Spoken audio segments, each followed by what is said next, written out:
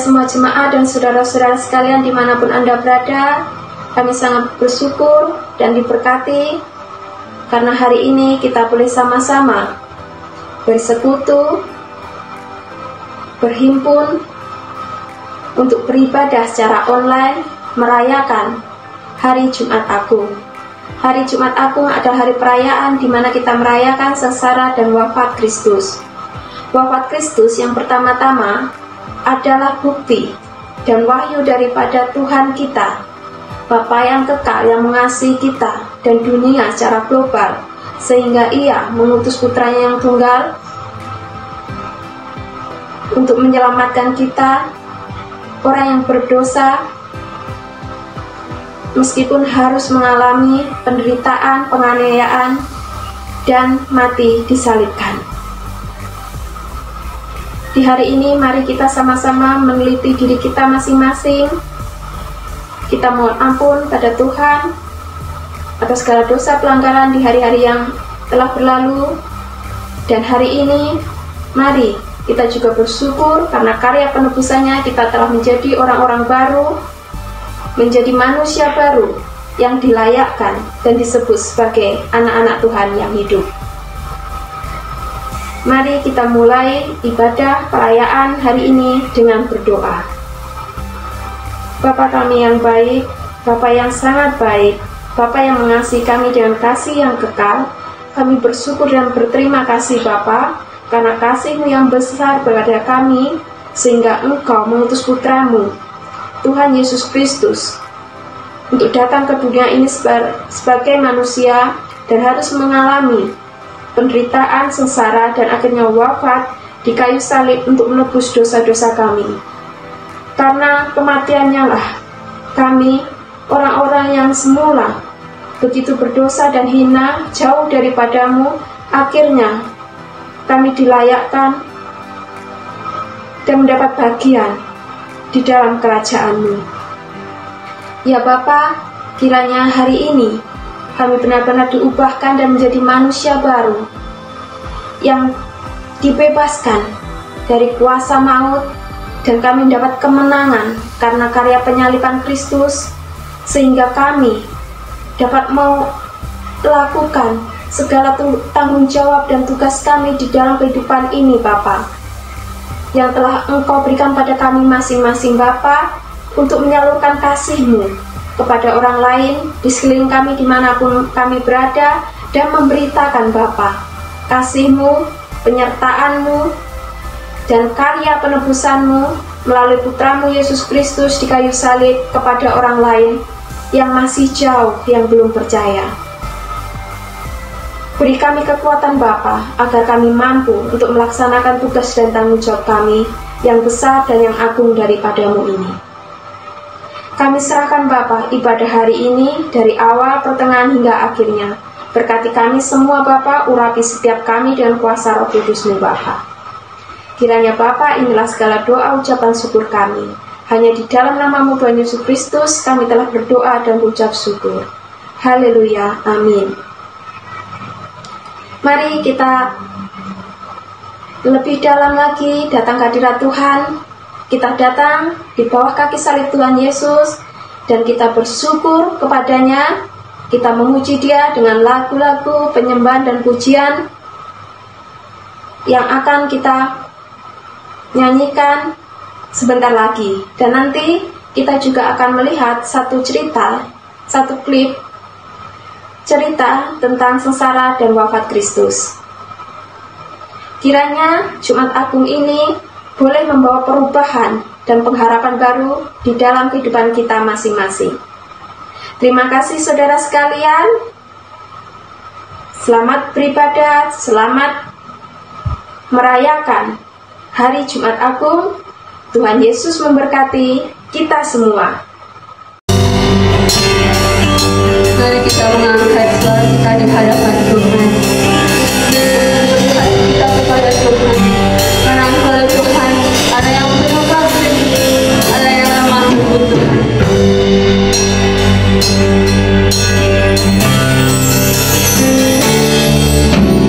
Hanya Kau Tuhan di hidupku.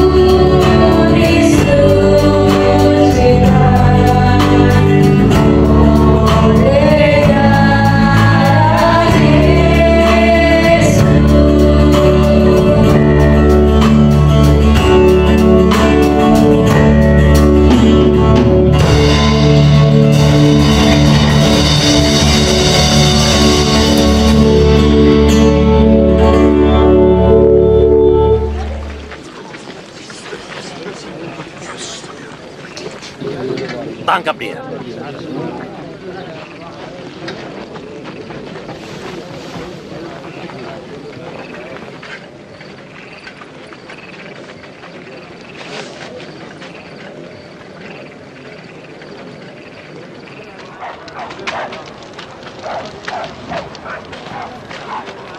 Jagalah dia.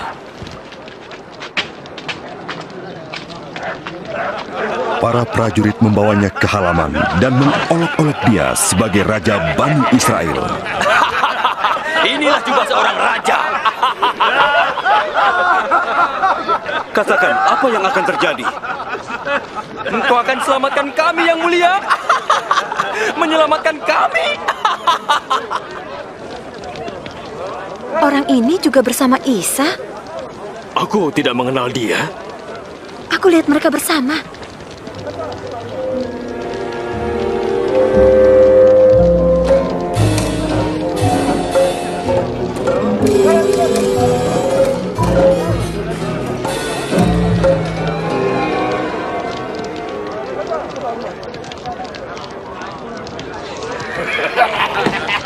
Daulat tuanku.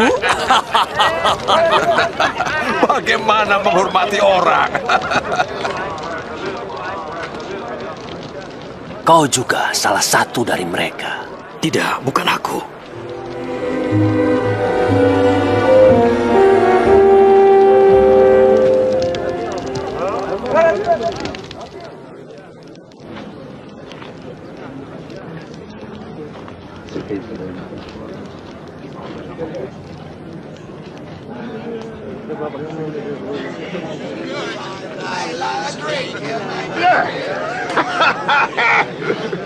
Pasti orang ini adalah pengikut Isa. Sebab ia juga orang Galilea. Pergilah. Aku tidak tahu apa yang kau katakan.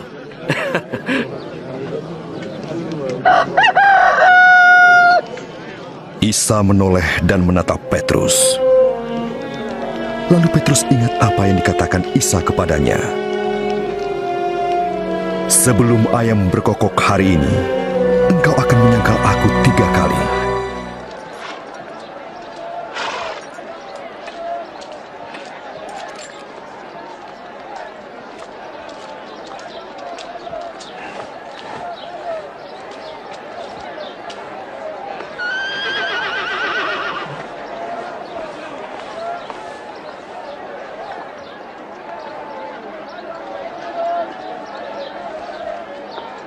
Orang ini tidak pantas dihukum mati.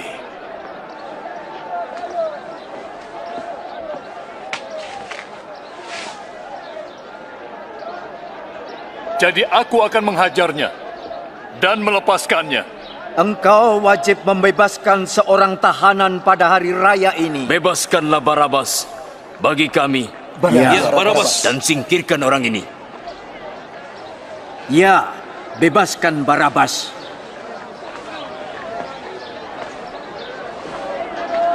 Salibkan dia. Ya, salibkan dia. Kamu, cambuk dia.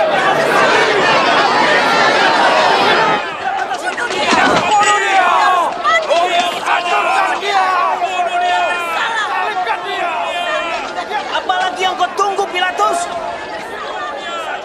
Salibkan dia! Salibkan dia! Salibkan dia! Dia Isa. Mati!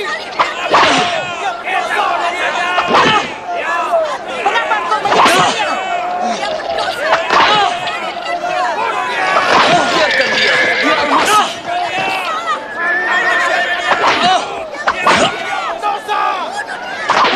Ia tidak melakukan apa-apa. Ya bunuh dia!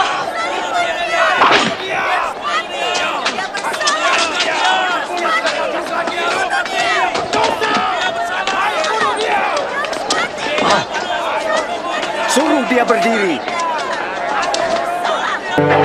Minggir! Minggir! Mundur! Minggir! Ayo! Ayo! Beri jalan! Minggir! Hei! Minggir kamu! Minggir! Hei! Beri dia jalan! Minggir kalian!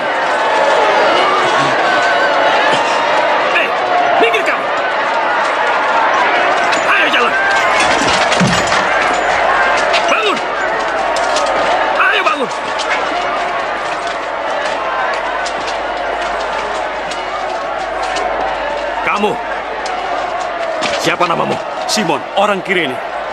Gantikan dia. Putuskan talinya.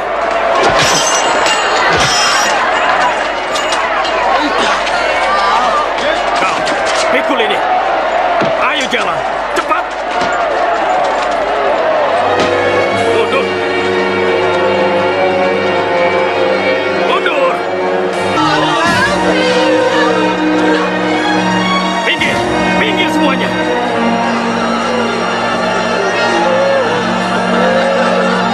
Pinggir.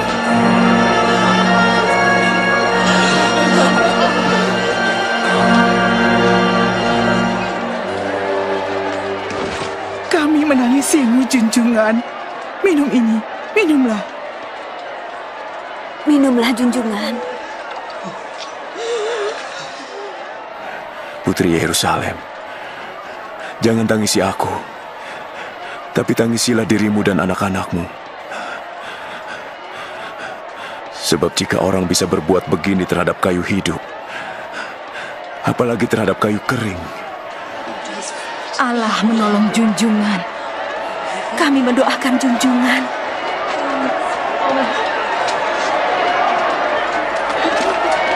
Maju.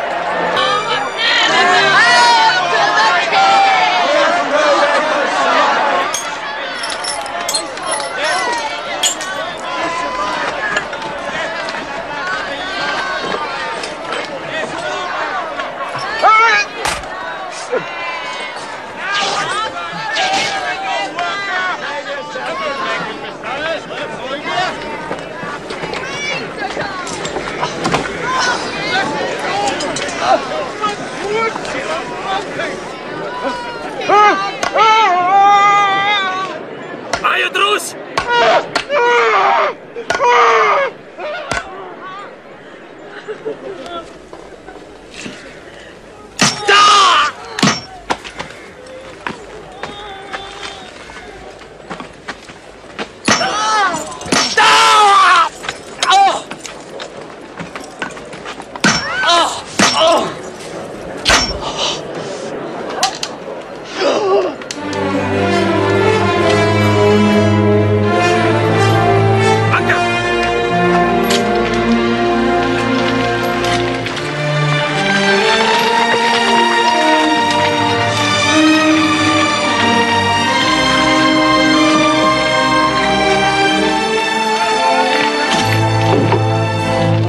Tancap masaknya.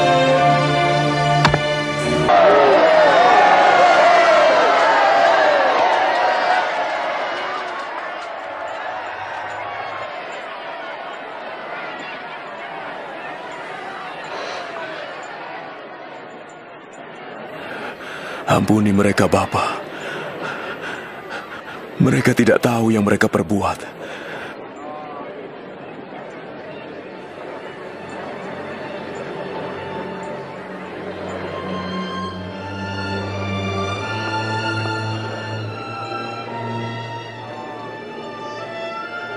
Orang lain ia selamatkan, biarlah ia selamatkan dirinya.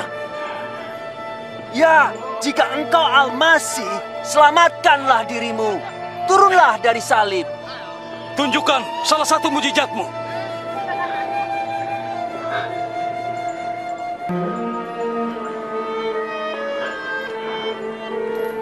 Dan Isa disalibkan di antara dua penjahat, seperti yang diramalkan para nabi ratusan tahun sebelumnya. Selalu menang, yang menang.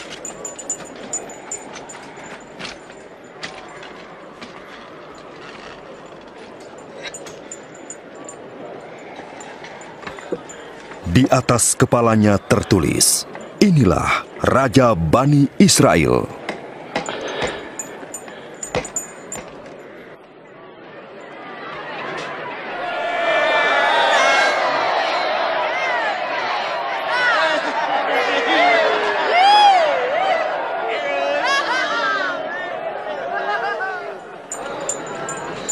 Selamatkan dirimu jika engkau Raja Bani Israel.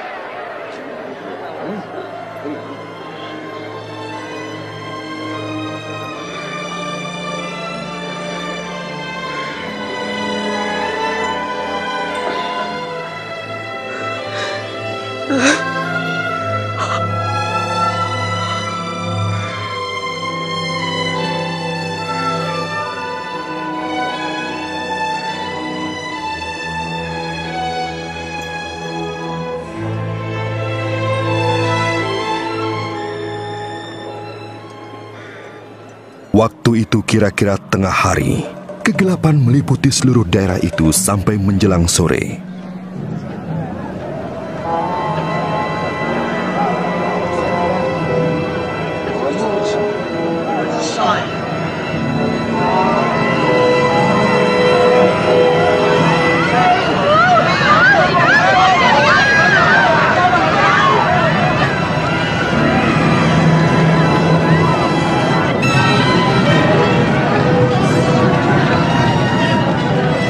Tirai Bait Allah terbelah menjadi dua.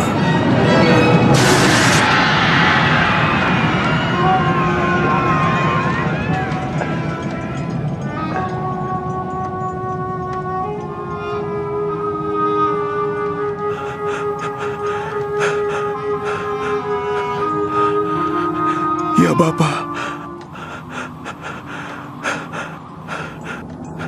ke dalam tangan-Mu kuserahkan nyawaku.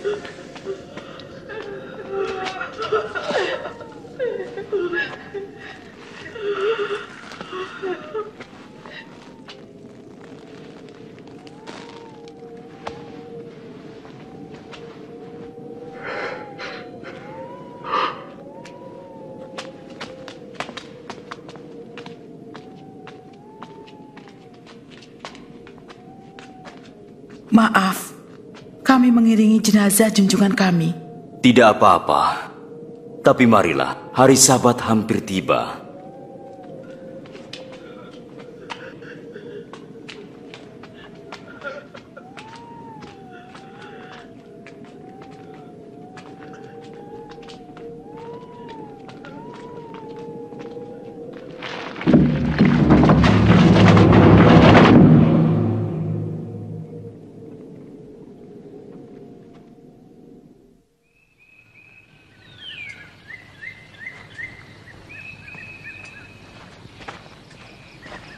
Pada hari Ahad, pagi-pagi benar, perempuan-perempuan itu pergi ke makam dengan membawa rempah-rempah. Mereka mendapati batu sudah terguling dari makam itu. Dan ketika masuk, mereka tidak menemukan jenazah Isa.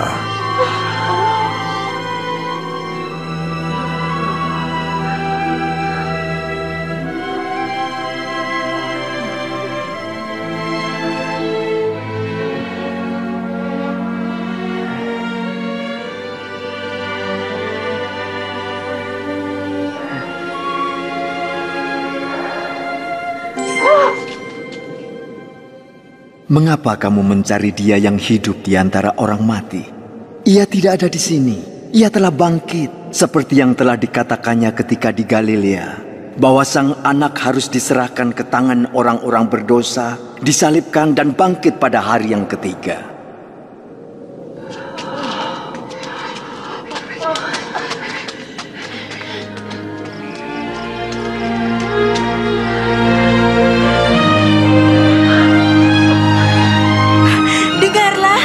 Batu itu telah terguling. Kami masuk. Jenazah sang junjungan hilang. Apa? Jenazah junjungan hilang? Dan dua malaikat berdiri dekat kami, bercahaya seperti matahari dan berkata, "Mengapa kamu mencari yang hidup di antara yang mati?" Ini benar. Percayalah. Shalom saudara-saudariku semua dimanapun berada. Selamat memperingati hari Jumat Agung. Hari ini kita memperingati hari kematian Tuhan Yesus Kristus di kayu salib. Kiranya saudara-saudari semua dimanapun berada, pada saat ini semua di dalam keadaan sehat, di dalam perlindungan Tuhan, dan dapat merasakan kasih Tuhan kita Yesus Kristus. Saya akan berkongsi firman Tuhan. Sebelum kita mendengarkan firman Tuhan, mari kita berdoa terlebih dahulu. Haleluya. Terima kasih Tuhan untuk peluang pada saat ini. Engkau pertemukan kami di dalam ibadah Jumat Agung secara online.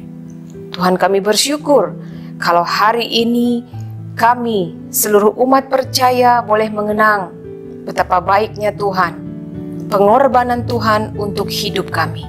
Terima kasih. Sebentar kami akan mendengarkan firman-Mu.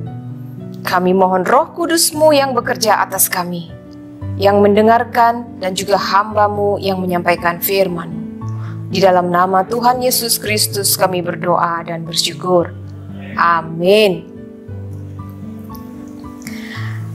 Seperti kita lihat tadi, cuplikan daripada film tentang peristiwa penyaliban Tuhan Yesus Kristus.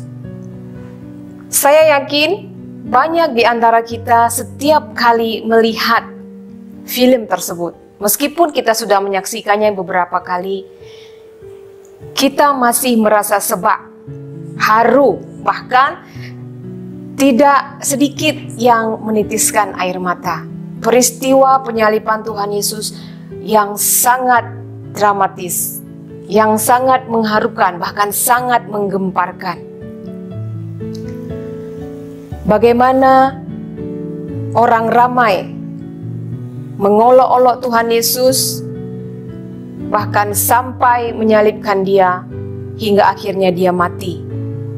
Peristiwa ini semestinya selalu kita ingat sebagai orang percaya, untuk mengingatkan kita bagaimana Tuhan Yesus sudah berkorban demi keselamatan kita. Kalau kita membaca kembali cerita-cerita di Alkitab mengenai peristiwa penyaliban Tuhan Yesus Kristus, kita akan tahu pada malam Ia ditangkap, para imam-imam dan tua-tua Yahudi membawa para pengawal untuk menangkap Tuhan Yesus, siap dengan senjata dan pentungan. Padahal sehari-harinya mereka juga melihat Tuhan Yesus berada di bait suci. Tetapi mereka memperlakukan Tuhan Yesus seperti orang jahat. Setelah itu, mereka membawa Tuhan Yesus, menginterogasi Tuhan Yesus, bahkan menutup wajah Tuhan Yesus dan memukuli Tuhan Yesus. Mereka mengejek, mengolok Tuhan Yesus. Dan mereka membawa Tuhan Yesus kepada Pilatus. Kita lihat peristiwa itu. Orang ramai juga ikut bersama para imam dan tua-tua Yahudi. Dan juga para pengawal, para prajurit. Tuhan Yesus disiksa begitu rupa. Dicambuk. Bukan sembarang cambuk yang mencambuk tubuhnya, tetapi cambuk yang ada duri-duri ataupun benda-benda tajam yang itu akan melukai kulit, bahkan menghancurkan kulit yang dicambuk. Begitu mengerikan penderitaan yang Tuhan Yesus lalui. Ketika Dia sudah dianiaya, Dia juga harus membawa salibnya sendiri berjalan ke bukit Golgota, di mana Dia disalibkan. Setelah Dia dianiaya, diejek, diolok, bahkan ditelanjangi, Dia dipakukan di kayu salib, tangan dan kakinya dipaku, sampai akhirnya Dia mati. Daripada film yang kita lihat, cuplikan film yang kita lihat sebentar tadi, ini adalah imajinasi, gambaran manusia modern saat ini, bagaimana peristiwa penganiayaan dan penyaliban Tuhan Yesus yang dapat kita bayangkan. Tetapi saya membayangkannya lebih dahsyat lagi apa yang dirasakan dilalui Tuhan Yesus daripada film yang kita lihat itu. Daripada film yang kita lihat itu pun, kita sudah boleh merasakan bagaimana peritnya penderitaan Tuhan Yesus, kesakitan fisik yang dirasakan Tuhan Yesus. sampai dia mati di kayu salib. Setelah melihat dan merenungkan peristiwa penyaliban, mari kita lihat hidup kita, sikap kita. Siapakah kita di hadapan salib Kristus? Daripada pembacaan Alkitab tentang peristiwa penyaliban Tuhan Yesus dan juga film yang baru kita lihat, kita melihat beberapa tokoh di dalam peristiwa tersebut. Pertama, ada kerumunan orang ramai, kerumunan massa. Kumpulan orang ramai selalu mempunyai pengaruh sepanjang zaman ya. Kerumunan ini menjadi satu kekuatan dan pada peristiwa penyaliban Kristus mereka memainkan peranan yang penting. Kekuatan massa itu dipergunakan oleh imam-imam dan para tua-tua Yahudi yang dengki kepada Tuhan Yesus dan menghasut mereka, menghasut kerumunan orang ramai untuk menyalibkan Yesus dan membebaskan Barabas.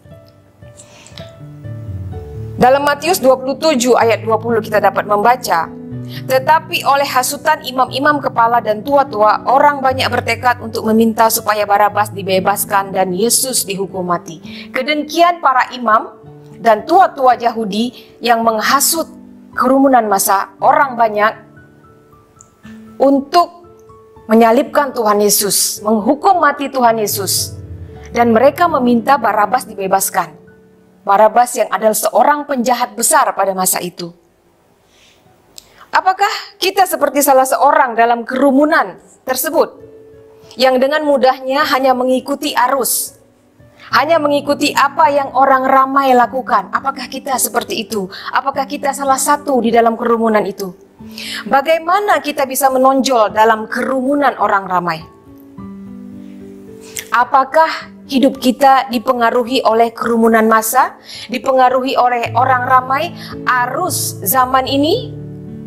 Ataukah kita mempunyai sikap yang teguh untuk mempertahankan identiti kita sebagai orang percaya yang sudah ditebus oleh darah Kristus?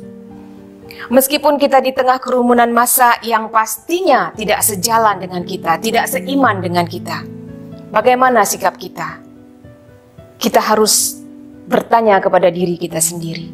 Yang kedua pula, di dalam peristiwa tersebut ada Pilatus. Pilatus ini mempunyai peranan yang penting dalam penyaliban Kristus, dalam penderitaan yang Kristus alami. Dia memiliki kuasa dan kedudukan pada saat itu. Dia juga memiliki kekuasaan untuk membebaskan Tuhan Yesus. Tetapi demi kepentingannya sendiri, dia tidak lagi memandang kebenaran. Dia tahu Tuhan Yesus itu tidak bersalah. Dia dapat membebaskan Tuhan Yesus. Tetapi karena permintaan orang ramai, Yesus harus disalibkan dan Barabas harus dibebaskan. Dia akur dengan kemauan orang ramai. Sebab dia takut kekuasaan orang ramai. Dia mau melindungi dirinya sendiri, kedudukannya, posisinya, kekuasaannya. Dia tidak mau kehilangan itu. Demi kepentingan dirinya sendiri, dia rela mengorbankan Tuhan Yesus untuk dihukum mati. Tidak ada kepedulian di dalam hidup Pilatus. Matius 27 ayat 17 sampai 18. Mari kita lihat dan kita baca. Demikian bunyinya. Karena mereka sudah berkumpul di sana, Pilatus berkata kepada mereka, "Siapa yang kamu kehendaki kubebaskan bagimu? Yesus Barabas atau Yesus yang disebut Kristus?" Dia bertanya kepada orang ramai. Ia memang mengetahui bahwa mereka telah menyerahkan Yesus karena dengki. Dia sudah tahu kebenaran itu. Mereka menyerahkan Yesus karena dengki, bukan karena perbuatan ataupun kesalahan Tuhan Yesus. Dan ini dilakukannya semua untuk menyelamatkan kedudukan dan kuasanya.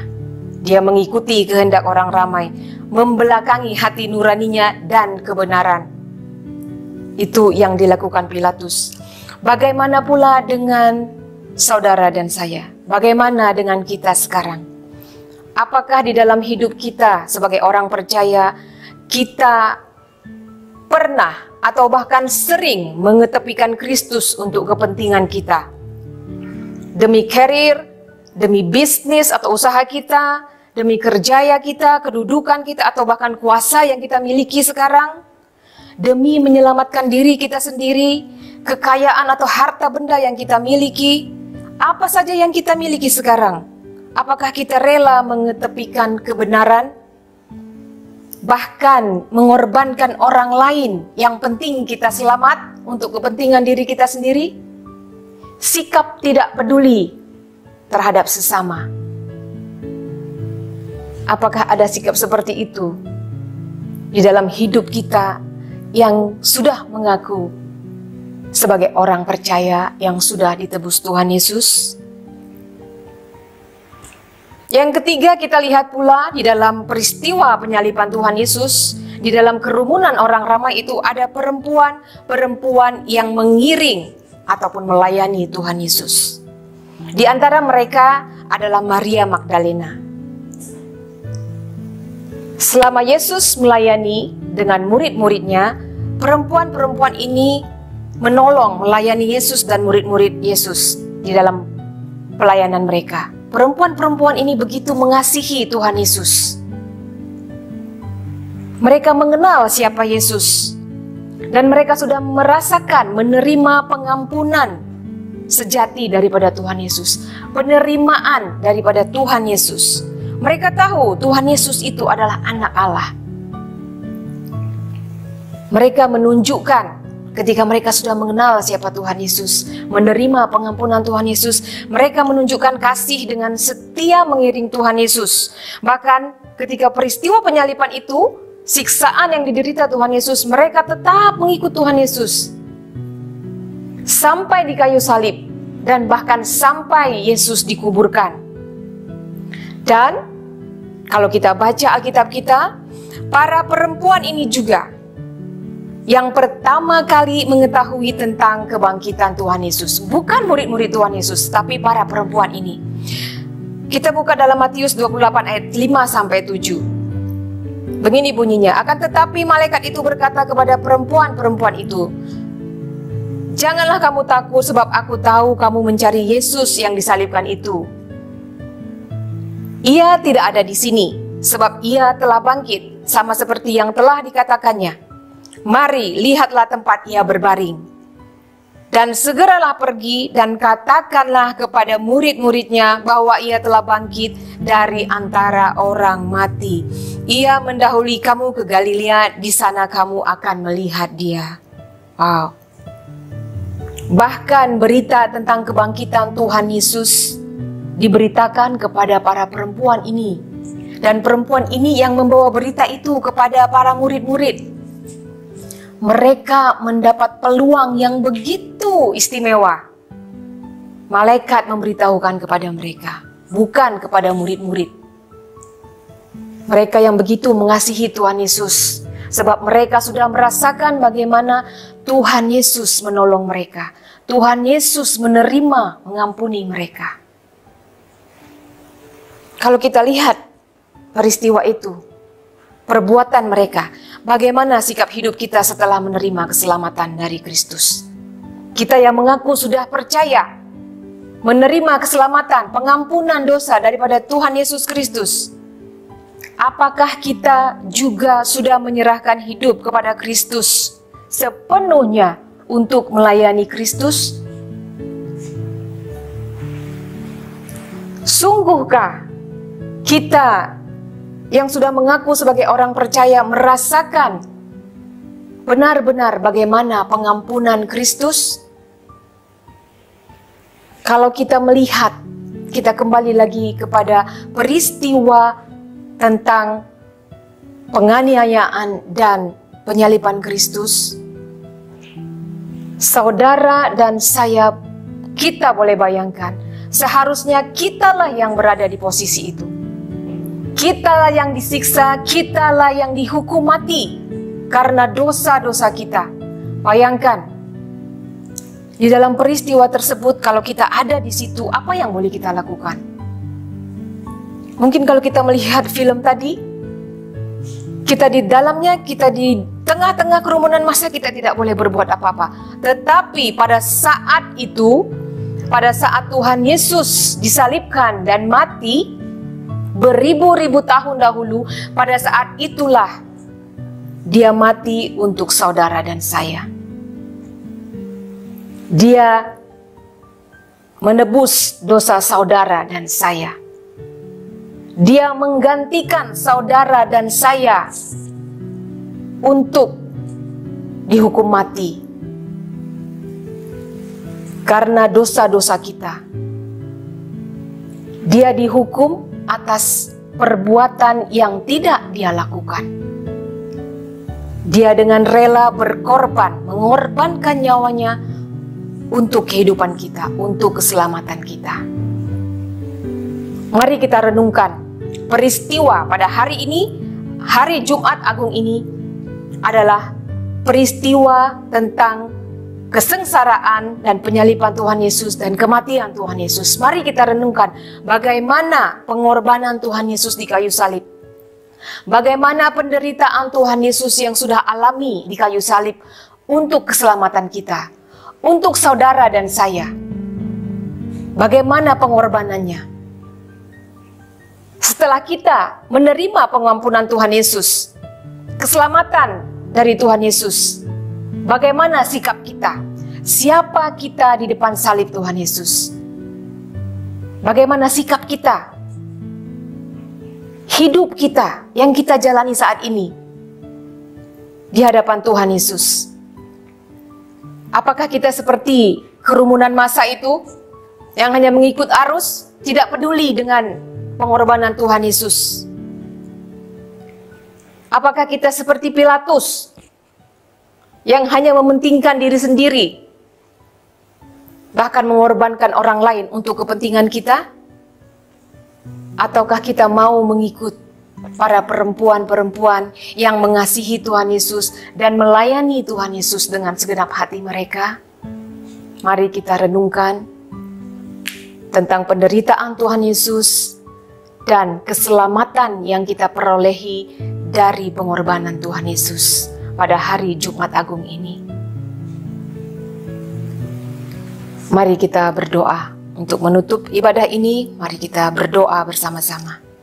Dan mari kita mengingat betapa Tuhan Yesus sudah berkorban untuk kita. Seharusnya dan semestinya kita orang percaya menunjukkan kasih kita atas pengorbanan kasih Kristus yang sudah kita terima. Tuhan Yesus Kristus, pada saat ini kami sangat bersyukur mengingat penderitaanmu, mengingat kematianmu, pengorbananmu untuk kami. Kami bersyukur Tuhan karena kami dibebaskan